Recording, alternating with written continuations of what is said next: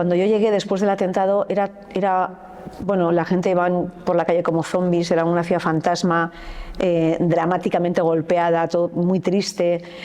Bueno, lo que había pasado fue algo que conmocionó a todos y el choque fue muy grande. ¿Cómo se puede dar información en un país en el que no hay libertad de expresión? Ten cuidado con lo que dices porque tu tiempo puede ser, algo así me dijo, como tu tiempo puede ser muy infeliz en China dependiendo de lo que hagas. O sea, fue una amenaza, vamos, directísima, ¿no? Era una ciudad de unos 200.000 habitantes, era impresionante porque es que estaban las calles llenas de cadáveres todavía, el río, yo recuerdo la imagen de un río que era como una alfombra de cuerpos hinchados por el agua.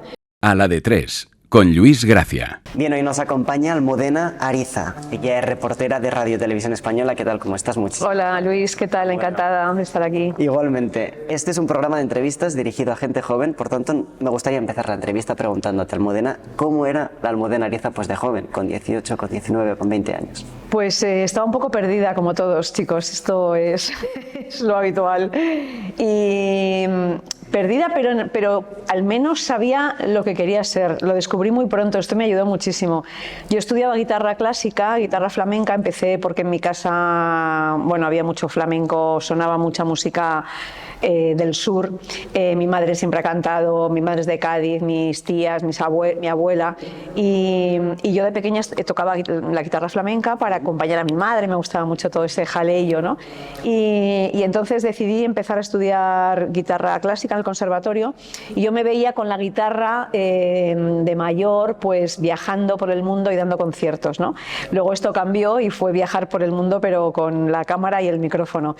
Y entonces un verano, yo tenía 17 años, estaba con mi abuela escuchando la radio, yo escuchaba mucha radio, pero jamás pensé que iba a hacer radio. Escuché que necesitaban gente para un programa de música, gente joven y tal, y entonces yo, que tenía 17 años, tuve que falsear la edad y decir que tenía 18, escribí una carta, esto fue en Radio Algeciras, y me llamaron y me hicieron unas pruebas y tal, y a los pocos días me dijeron que sí, que me habían cogido. Entonces ahí empecé a descubrir el mundo de la radio. Esto con 18 años, y poco a poco, pasaron unos meses, me fue enganchando más el gusanillo de la comunicación, porque yo llegaba ahí al estudio yo sola y contaba historias de los discos que me gustaban y tal, y de pronto veía que eso tenía un impacto. La gente me escribía cartas, me llamaba por teléfono, y de pronto descubrí que la magia de que tú vas contando cosas y de pronto eso hay miles de personas que reciben ese mensaje y que reaccionan ante eso, ¿no? Y entonces, por eso digo que yo, a pesar de todo, a pesar de la confusión de la edad, que uno siempre está perdido en el mundo, pues yo al menos tenía claro eso, o sea, quiero dedicarme a esto me gusta y este va a ser el camino que voy a seguir, y eso te facilita mucho la vida. O sea, si tienes muy clara la meta que te gustaría conseguir, yo creo que sí, yo creo que te ayuda mucho porque todos nos vemos haciendo, yo era creativa, me gustaba la música, sabía que se me daba bien hablar en público, hablar en general, comunicar, pero claro, no sabía muy bien y qué debería hacer, y yo creo que a todos nos va muy bien eso, ¿no? Quiero hacer esto, quiero conseguir esto. Y si no lo sabes, pues nada, pues tienes que ir tirando para adelante, al menos haciendo cosas que te gusten, que eso sí que es muy importante. Yo creo que tenía claro también una cosa, quiero esforzarme por hacer algo que me guste de verdad. Porque me parecía que en esto creo que lo supe ver pronto, es muy importante que en la vida nos dediquemos a cosas que nos apasionen y a ser posible que eso nos dé dinero. ¿Te imaginabas estar durante más de media vida pues explicando los conflictos, noticias por todo el mundo? No, yo me veía con la guitarra al principio y no, esto vino después y poco a poco. Pero es verdad que yo cuando era pequeña sí que veía en la tele, en la única tele, porque cuando yo era pequeña solo había una tele, veía a Carmen Sarmiento y sí que la tenía un poco de referencia en mi cabeza como una heroína, ¿no? O sea, como alguien que me apetecía parecerme, ¿no? Porque claro, es es que era una señora que en un mundo en el que la televisión estaba completamente llena de hombres, ellos eran los que estaba Miguel de la Cuadra o estaba Rodríguez de la Fuente, estos eran los símbolos que teníamos las mujeres de entonces como aventureros, la gente que salía en la tele y que viajaba y que conocía otras culturas y tal, pero no había mujeres, las mujeres eran las presentadoras. La única que era una excepción era Carmen Sarmiento, que era una tía que se ponía, que igual la veías en el Congo, que la veías en un conflicto tal, que la veías, y además hablando con una soltura, con una, era la antítesis de la mujer que nos ponían como modelo, ¿no? Entonces, y ella además era bueno, tenía una cierta magia a través de la cámara, por cómo hablaba con la gente, era muy cercana, muy próxima, un lenguaje muy poco formal, ¿no? Así que a mí me enamoró Carmen y sí que la tenía ahí como algún día me gustaría hacer esas cosas, y mira. Y unos años después estabas el 11 de septiembre del 2001, pues contando los atentados, etcétera, que ahí también quería bueno, preguntarte cómo fue tu llegada a Estados Unidos y cómo fue, por ejemplo, pues narrar a España, explicar algo tan importante como los atentados, algo que todo el mundo recuerda cuando piensa en ese día. Pues mira, yo estuve después de este periplo en la radio, estuve varios años en la radio y de pronto, bueno, pues tuve la oportunidad de llegar a la televisión, empecé en televisión presentando primero un informativo nocturno con Jesús Hermida, maestro y monstruo de la comunicación, y después ya empecé a presentar todos los telediarios, el de las 3 de la tarde, el de las 9, el del fin de semana, pero a mí en realidad no me fascinaba la idea de estar en un plató, me daba mucha envidia la gente a la que yo daba paso, ¿no? A los redactores que estaban haciendo reportajes, y yo les decía a mis jefes, yo es que no quiero estar aquí, me gustaría estar en otro lado. No, tú estás aquí, muy bien, que lo haces muy bien, que tenemos mucha audiencia, todas estas cosas buenas. Total, que como no había manera de romper con eso, yo dejé la tele. Dejo la tele y me voy un año a Estados Unidos, me voy un año a Nueva York, con la idea de, bueno, de tener otras vivencias y otras experiencias.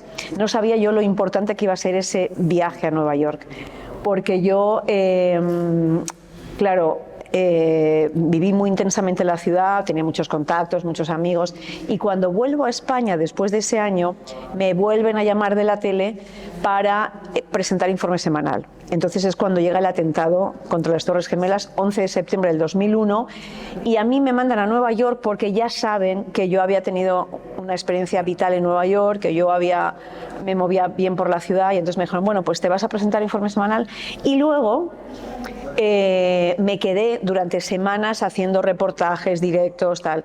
Claro, ¿cómo viví yo eso? Claro, para mí era muy intenso porque era la ciudad en la que había estado viviendo durante un año. Me impactó mucho porque era una ciudad, bueno, como es Nueva York, es una ciudad enérgica, llena de actividad, que se mueve a un ritmo frenético, donde pasan cosas constantemente, donde la gente camina muy rápido. Y claro, cuando yo llegué después del atentado bueno, la gente iba por la calle como zombies, era una ciudad fantasma, dramáticamente golpeada, todo muy triste. Bueno, lo que había pasado fue algo que conmocionó a todos y el choque fue muy grande.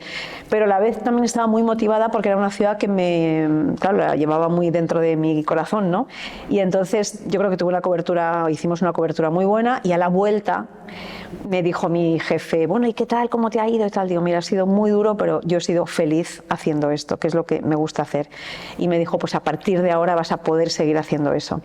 Y así fue como yo empecé realmente la etapa más bonita, profesionalmente, más, bueno, lo que yo en realidad quería hacer, la que más me ha llenado, que es la etapa de enviada especial. Y entonces yo, bueno, pues me dediqué a cubrir todos los breaking news, guerras, terremotos, huracanes, conflictos políticos, sociales, y así estuve desde el 2001 hasta el 2008, sí, que es cuando llega ya mi primera corresponsalía. Y sobre esto te quería preguntar, tema corresponsalías, y también, bueno, antes, para terminar el tema Nueva York y tema Estados Unidos, bueno, la gente joven, ahí parece que algunos pueden tener miedo de ir a las aulas, etcétera, por todo el tema Bueno, no sé qué piensas del tema de las armas, como lo estabas tratando últimamente o lo vas a tratar en el próximo programa que se estrenó hace nada.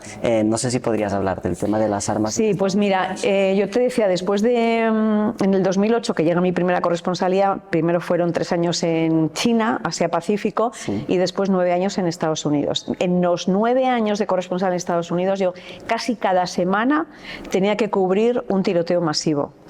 Esto significa que he visto muy de cerca las consecuencias de la violencia armada.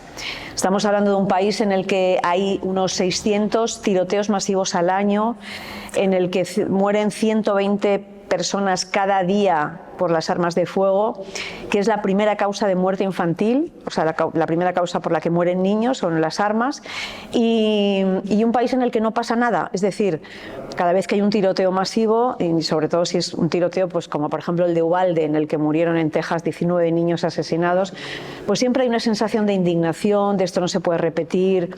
Salen los políticos con sus grandes frases a decir hay que controlar el uso de las armas, hay que restringir las armas en este país, pero al final no pasa nada. Y esta es la frustración enorme que tiene la población y la angustia de muchas familias que cada mañana cuando sus hijos van al colegio se preguntan si van a ser víctimas de un tiroteo escolar, algo que no nos preguntamos los padres en otros países, ¿no? No. Y Los niños pueden ir con armas al cole. Los niños, los mayores de edad, pueden llevar armas. Yo, de hecho, cuando estuve en Uvalde, bueno, y algunos menores van con armas también, es decir, y nadie no tienen detectores en las puertas. Pero yo recuerdo en Uvalde que hice un reportaje, bueno, hice muchos reportajes por la matanza esta de la que te estoy hablando, pero es que fui a una universidad privada, justo muy cerquita del colegio, y el director me confesó, yo le pregunté, ¿pero aquí vienen los alumnos con armas? Sí. Pero es legal, o sea, con 18 años tú puedes comprar un arma, por supuesto, y te la puedes llevar a la universidad, y te la puedes llevar al cine, y te la puedes llevar al supermercado, y la puedes pasear por la calle. No es, o sea, está permitido. Entonces, claro, es una sociedad en este sentido que vive con la amenaza permanente y además con una especie de miedo instalado de que tú llevas un arma y a la vez estás como el arma te da una sensación de estar alerta. Y, por ejemplo, los niños se han acostumbrado a ir al colegio y además de dar clases de matemáticas o de lengua, tienen una serie de entrenamientos y simulacros varias veces al mes para saber qué tienen que hacer en caso de un tiroteo. Claro, es una cosa que tú dices, niños tan pequeños que a los que entrenan para decirles, no, es que si entra una persona armada, tal, tiene que pasar esto, claro. Se habla incluso bueno, hay empresas que han comercializado mochilas antibalas, chalecos antibalas para niños para que vayan al colegio. Hay lugares ya en Estados Unidos donde los propios profesores van armados, se permite que vayan armados. Bueno, esto es una auténtica locura que no va a conducir a nada nuevo, a nada bueno, porque es que cada año, por más armas que tengan los americanos, cada año sigue aumentando el número de tiroteos. También quería preguntarte sobre Estados Unidos y también pasando un poco a Pekín. ¿Cómo nos ven estas sociedades a los españoles? Bueno, en mi época de China, sí, debo confesar, claro, han pasado más años, estoy hablando del 2008, como un elemento exótico. O sea, España siempre ha sido, por ejemplo, para los chinos y para Corea del Sur, por ejemplo, también, que es curioso porque en Corea del Sur se hizo popular hace muchos años un libro de una mujer surcoreana que contaba una historia de amor en España, ¿no? Y entonces este libro triunfó en el país de una manera increíble y de pronto España se convirtió para los surcoreanos en un símbolo de la pasión, del amor. Vas a España y te vas a enamorar y además un país, pues eso, con el sol y la luz y la alegría, ¿no? Y de hecho, según las encuestas, siempre a los surcoreanos cuando se les pregunta ¿dónde te irías de vacaciones? Te dicen a España. Y entonces, en realidad, los surcoreanos nos ven como eso, el símbolo de la pasión, del amor, que ellos piensan que vas a venir aquí, eres surcoreano y vas a venir a España, te vas a enamorar a los 4 días y vas a conocer aquí a un Latin lover. Y en China era un poco parecido, también nos ven como un país muy muy exótico. Hay muchísimos chinos estudiando español, muchísimos, porque además a ellos, claro, se les abre todo el mercado latinoamericano. El fútbol también ha hecho mucho, ¿no? Hay un montón de fans y fanáticos y, del Madrid y del Barça y todo eso, ¿no? Entonces, bueno, todo. Y en Estados Unidos, yo cuando fui en el año 99, cuando te contaba que estuve un año en Nueva York, incluso había americanos que no ubicaban muy bien España, no sabían si España estaba en América Latina o estaba por ahí, ¿no? Ahora ya sí, o sea, y por ejemplo en Nueva York, Madrid y Barcelona sobre todo, se ha convertido en una ciudad mítica para la gente más cool, ¿no? Todo es ir a Barcelona o a Ibiza, o sea que en ese sentido yo creo que nos ven ahora en Estados Unidos, por ejemplo, como un país en el que se vive muy bien, que hay calidad de vida, que hay cultura, o sea que es un destino europeo, yo te diría que está entre los favoritos. Estaría a lo mejor Francia y después España. Francia, donde también has estado. Francia, Italia y España. Francia también has estado de corresponsal durante 3 años en Francia, ¿no? Sí. Volviendo a China, ¿cómo se puede dar información en un país en el que no hay libertad de expresión o no hay libertad de expresión completa? Bueno, en realidad es un desafío permanente. Yo cuando trabajaba allí, bueno, por ejemplo, había muchos días que veíamos que nos seguían un coche negro, un coche oscuro, solía ser oscuro, y ya sabíamos que eran, pues, no sé, policías secretas o algo que estaban vigilándonos sin decir nada, pero era la sensación de estamos aquí, a ver qué hacéis y a ver dónde vais, ¿no? A veces nos paraban, nos decía por aquí no se puede ir o esto no se puede hacer. Yo recuerdo al principio llevaba muy poco tiempo en China y me llamó la policía de Pekín, me citaron a una reunión y es una mesa muy grande, entonces estaba todo llena de policías y tal, y entonces me advirtieron un poco, ¿no? Que a ver qué tipo de información hacía y tal, y me dijeron ten cuidado con lo que dices porque tu tiempo puede ser, algo así me dijo, como tu tiempo puede ser muy infeliz en China dependiendo de lo que hagas. O sea, fue una amenaza, vamos, directísima, ¿no? Pero en realidad no sé, yo no me acabé obsesionando mucho con eso. Me reaccioné con bastante naturalidad. O sea, teníamos además en la oficina gente, bueno, una productora muy potente, Chu, que hablaba muy bien español, además, y nos ayudaba mucho con los reportajes y con las entrevistas.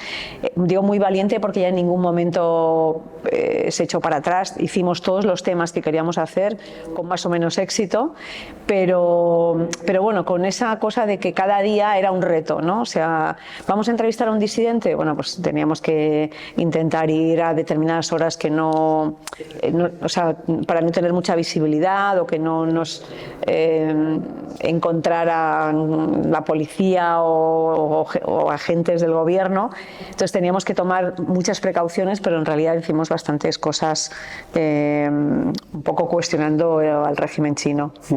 También imagino que habéis cuestionado a distintos bandos en algunas guerras, entonces también quería preguntarte cómo es cómo es prepararse para ir a ser reportera en un conflicto y tener que a veces, como he dicho, pues cuestionar algunas leyes que te pongan o los...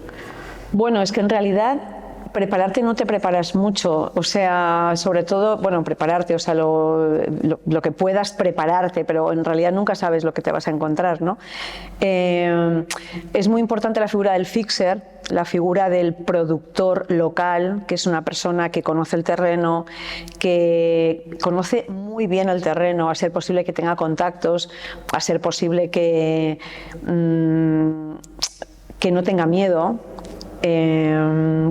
que sepa exactamente qué tipo de historias quieres hacer, qué tipo de trabajo haces. No es lo mismo no es lo mismo trabajar con un periodista, en nuestro caso, de prensa o de televisión, que necesitas imágenes cada día, ¿no? Yo a mi fixer le decía, claro, es que yo cada día necesito una historia distinta, ¿no? Y entonces es muy importante la persona, ese fixer local que te va a ayudar todo el tiempo a moverte por el país. Y luego es muy importante la persona que esté contigo. En mi caso, nosotros vamos normalmente un cámara, editor, el fixer y yo, o sea, 3 personas, ¿no? Y ese equipo, o sea, armar ese equipo es definitivo. Tiene que ser un equipo muy cohesionado, que vayan todos en la misma dirección. que más o menos todos tengan el mismo sentido de hasta dónde quiero arriesgar, hasta dónde quiero llegar, dónde están mis líneas rojas. Pero claro, las líneas rojas de uno pueden estar muy lejos o pueden estar muy cerca. Uno puede decir, bueno, las mías están, o sea, a mí sobre todo me gusta... A ver, si me tengo que acercar, me acerco, no tengo que estar todo el día al lado del frente de guerra, pero sí que me gusta acercarme, lo justo como para sentir que estoy en una guerra y contar las historias de la gente que está cerca de la guerra, ¿no? Si yo me voy a Ucrania y me quedo en Lviv, pues no, ahí no voy a percibir nada, incluso si me quedo en Kiev ahora, que no pasa nada. Ahora si me acerco ya a las zonas más próximas a la línea del frente, pues claro, ya la percepción de la guerra es distinta y las historias que te encuentras también son distintas. Entonces, ya te digo que depende de cada periodista, pero en principio para mí el equipo es fundamental.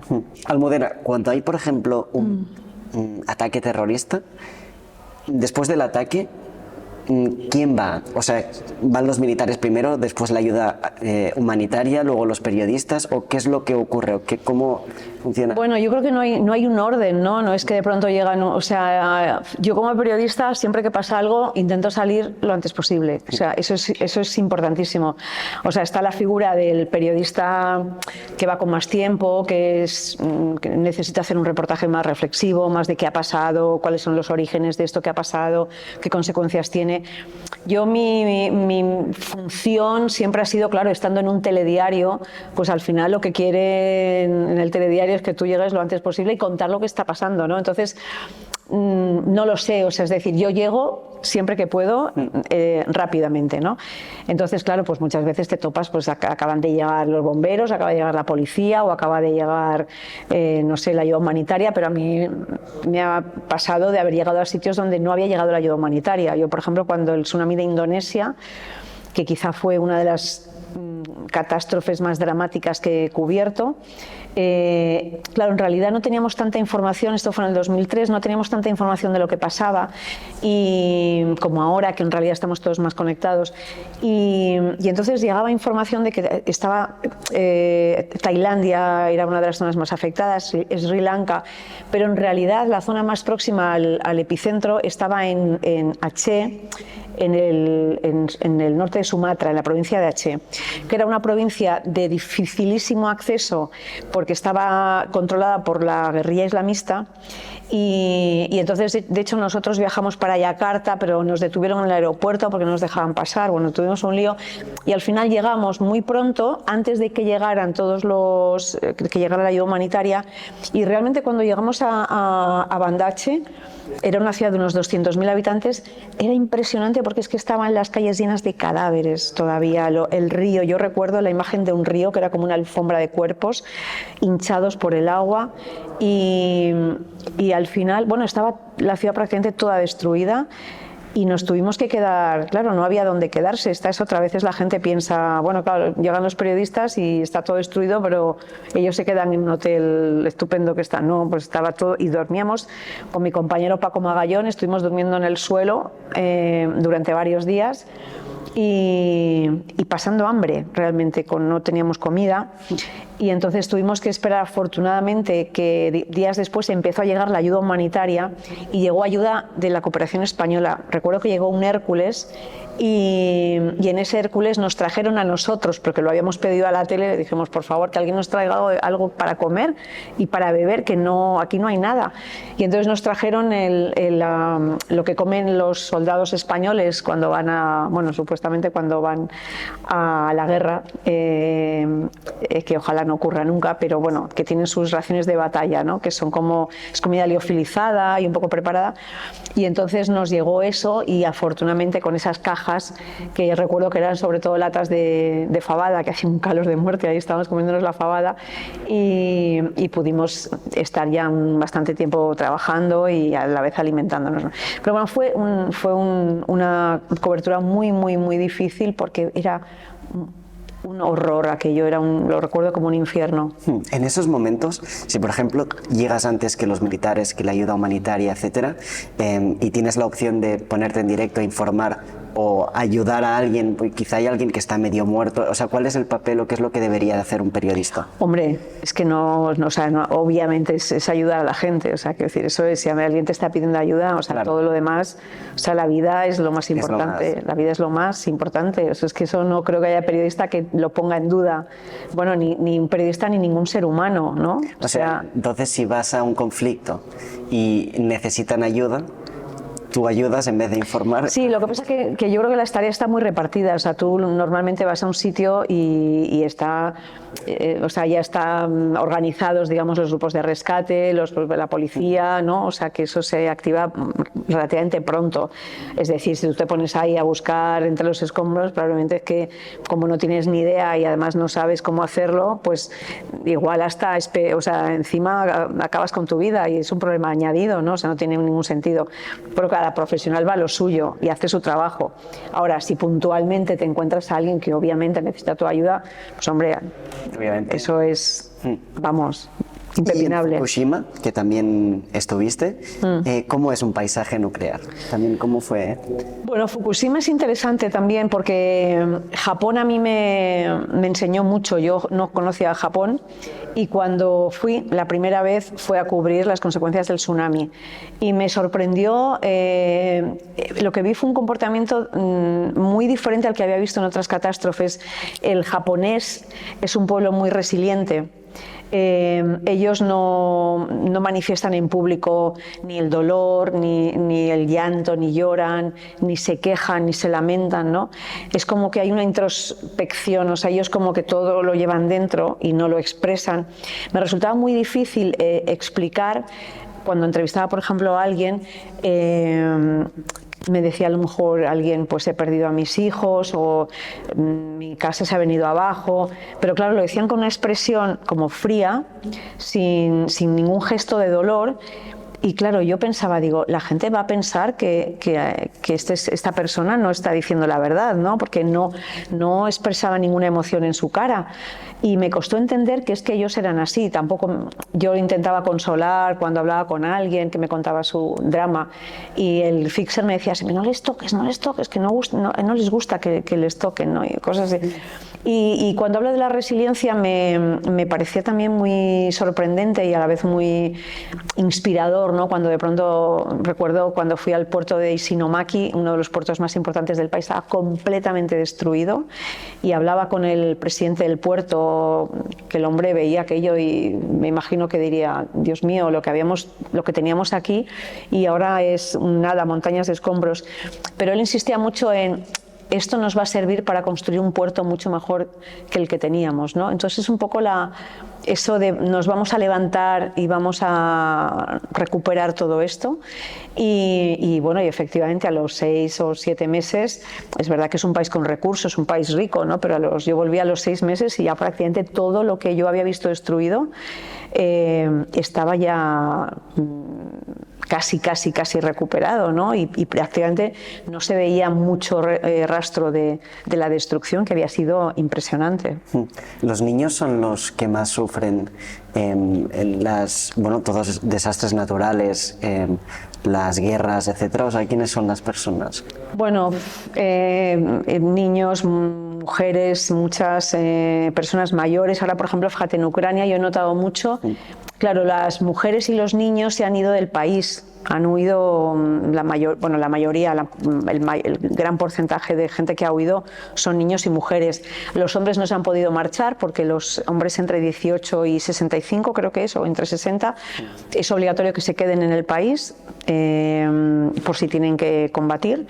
Y luego se han quedado muchísimos abuelos. Los abuelos han dicho, este es nuestro país, por lo menos son las historias que yo me he encontrado, este es nuestro país, de aquí no nos van a sacar. A mí me decían, yo he vivido aquí toda mi vida, aquí he construido mi casa, yo no me quiero ir, ¿dónde voy a ir yo con 80 años? Y entonces, bueno, yo he visto que las víctimas ahora del conflicto ucraniano son sobre todo gente mayor, bueno, y los hombres también, gente muy joven, chavales jóvenes, claro, que se les ha arruinado la vida, que estaban estudiando, que estaban empezando a diseñar su futuro y que ahora tienen que estar ahí en sus casas, encerrados, esperando, sin poder moverse por si les llaman a combatir. Claro, gente que dice, ¿pero yo combatir de qué? Pero si yo estaba en la universidad estudiando periodismo, por ejemplo, y me van a llamar ahora para ir a una guerra que ni apoyo, ni comprendo, ni quiero, ¿no? Entonces es todo, es decir, que ¿quiénes son las víctimas? Todos, a todos les afecta un conflicto.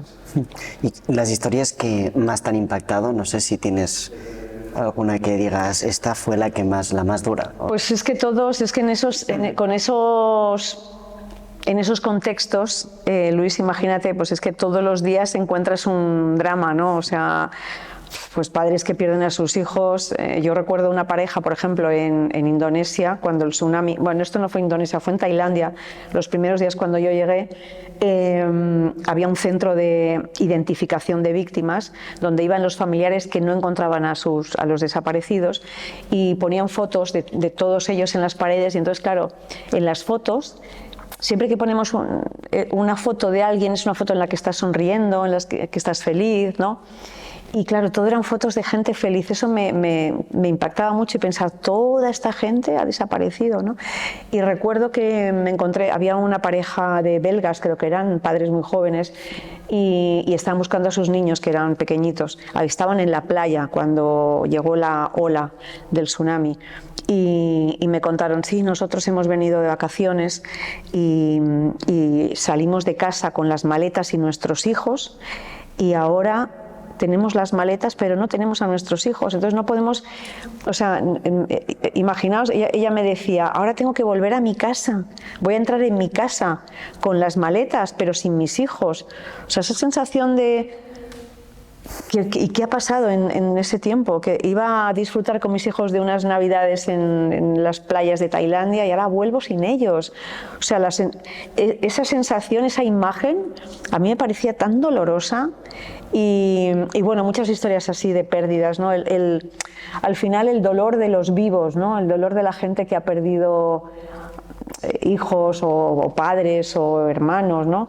Y sobre todo la sinrazón de la guerra, porque incluso hasta una catástrofe o un accidente es más fácil de asimilar, pero que alguien muera porque un señor decide invadir un país, eso es imposible de aceptar. Y ahora que hablabas de asimilar, puede ser que ya hemos asimilado tanto algunas cosas como bueno, la pobreza en África, terrorismo en África, etcétera, que ya lo hemos normalizado, entonces deja de ser noticia. O sea, ¿cómo se puede solucionar esto? Sí, hombre, yo creo que siempre digo que aquí hay dos acciones importantes. Una, la de los periodistas, que somos los que tenemos que contar todo eso.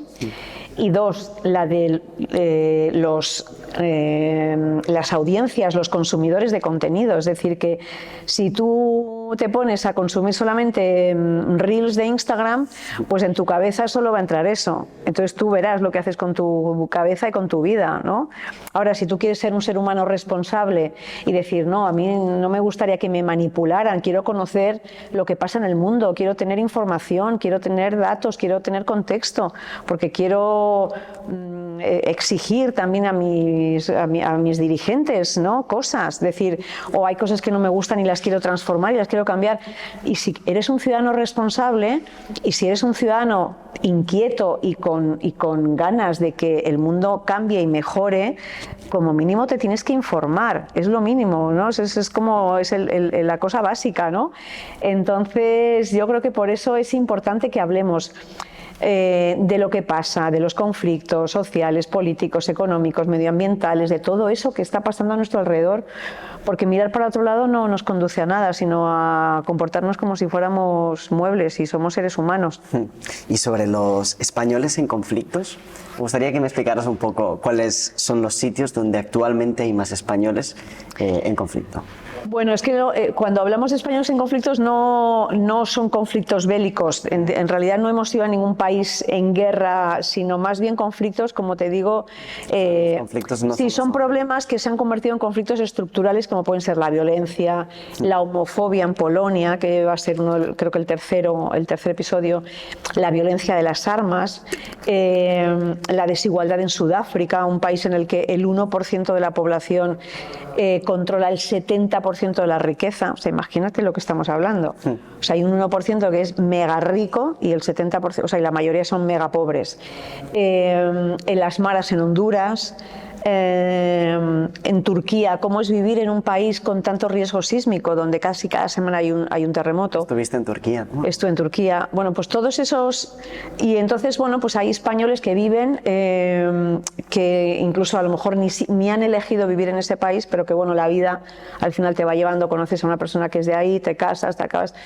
Y entonces cada uno nos cuenta, bueno, pues ese problema, cómo le afecta, cómo lo vive, cómo lo ven, qué consecuencias tiene según él, cómo se puede solucionar, y es muy interesante porque es una visión mucho más cercana y mucho más próxima de lo que pasa en esos sitios, y parece que no, pero cuando lo cuentan los españoles pues es como más fácil entenderlos, ¿no? O sea, son claves como que manejamos claves parecidas, ¿no? Entonces, al final empatizas más con la historia y te sirve para conocer mejor lo que ocurre. ¿Hay alguno de los programas, alguno de los episodios que te haya pues emocionado, que te haya gustado más? Bueno, todos me han gustado y además conocía casi todos los países, excepto no había estado nunca en la Amazonía peruana. ¿Y cómo es la Amazonía? Y bueno, a mí me ha resultado interesante, por ejemplo, el tema de las comunidades indígenas, ¿no? Conocer de cerca cómo son, cómo viven. Es gente que tiene unos valores muy férreos, ¿no? Y que están muy castigados porque, claro, nos estamos cargando el Amazonas, o sea, toda la Amazonía, y por tanto nos estamos cargando también la biodiversidad de la Amazonía y los recursos de tantas comunidades indígenas, ¿no? Que son como, solamente en la Amazonía peruana creo que viven como 300 grupos indígenas diferentes, y donde todavía hay, que esto también es muy interesante, grupos no contactados. Es decir, gente que no ha sido todavía contactada por la civilización, y lo más importante, que no quieren ser contactados, porque si son contactados, lo que ha pasado en muchas ocasiones es que, claro, de pronto ellos, claro, no tienen el sistema inmune preparado para enfrentar determinadas enfermedades que nosotros sí, y entonces ha pasado que de pronto ha habido un contacto con la civilización y eso ha provocado enfermedades a todo el grupo y muchas muertes, ¿no? Entonces, esto me ha sorprendido. Pero me gustó mucho conocer, por ejemplo, a Pepe. Pepe es un misionero español que llegó a la Amazonía peruana con la idea de evangelizar a los indígenas, y cuando de pronto descubrió que los indígenas tenían valores incluso superiores a los que él pretendía enseñar o pretendía mostrar a los indígenas, dijo: wow, creo que soy yo el que necesita ser evangelizado por vosotros, ¿no? Y dejó la iglesia y se dedicó a vivir con los indígenas, a conocerlos, aprendió sus lenguas y tal, y además a ser activista medioambiental, ¿no? Pepe me decía que la clave de la aparente felicidad de los indígenas, porque se les ve como muy sonrientes, a pesar de lo poco que tienen, me decían que ellos no están apegados al pasado, viven el presente y no sienten agobio por el futuro. Están demasiado volcados en el focus, ¿no? En el ahora, porque la vida para ellos quizás más corta, no sé. Bueno, el caso es que además ellos dan mucho valor a la ayuda, a la generosidad, a la solidaridad, porque tienen muy poco y entonces necesitan mucho a los demás para subsistir. Entonces me pareció que era una filosofía de vida que deberíamos adoptar todos, ¿no? Y que nos haría la vida realmente mucho más fácil. Así que ese personaje me gustó mucho Fátima también, de la Amazonía peruana, que es una periodista que trabajaba en La Sexta, pero lo dejó todo y decidió marcharse también a la Amazonía, y está en un pueblito muy pequeño, medio aislado, al que solo se llega por barca cruzando el Amazonas, y ella ha creado un proyecto de radio muy bonito que se llama Amazondas, en una comunidad de unos 300 habitantes, y ella está enseñando a la gente de esa comunidad a hablar por la radio, para que cuenten sus historias, sus leyendas, para que compartan cada uno lo que sabe, ¿no? Y entonces en el centro del pueblo ella coloca los micrófonos y entonces ha convertido ese Amazondas en algo maravilloso que sirve para que el pueblo esté más cohesionado, más empoderado también. Y nada, ese es el proyecto de Fátima que a mí me gustó muchísimo. Bueno, y como ellos hay, pues imagínate, hasta 70 personajes que cuentan historias y todos son inspiradoras. Españoles. Todos son españoles, sí. Pues para ya ir terminando, Almudena, no sé qué consejos darías a toda la gente joven que escuche pues esta entrevista. Sean periodistas o no. Sean periodistas o no. Pues mira, yo creo que esto que te he dicho de los indígenas me parece importante. Yo creo que es lo de perseguir tus sueños, esto que sé tal, yo creo que hay que luchar en la vida, o sea, hay que luchar por lo que quieres hacer. Y me gusta mucho también aquello de que el fracaso no te lo tomes como un fracaso, sino como aquello de... Es un aprendizaje, o sea, cada vez que te enfrentas a algo, o es un éxito o es un aprendizaje, ¿no? Entonces, la sensación de que vamos haciendo y vamos construyendo, y aunque salga mal, no importa, porque eso es como una base que ya te va a servir para otra cosa que vas a hacer después, ¿no? Intentemos hacer cosas también por los demás. Yo creo que es muy importante el pensar en ser generoso, porque eso te devuelve mucho. Cuando eres generoso con alguien, creo que esa generosidad siempre te rebota. Y bueno, y que te nutras, como decía antes, que leas, ¿no? que te formes, que te dejes arrastrar también por la belleza, por lo que es descubrir un libro, descubrir un poema, descubrir un cuadro, una exposición, que no te... Yo leí un libro hace poco que me gustó mucho, que es La civilización de la memoria del pez, no sé si lo conocéis, que os lo voy a recomendar.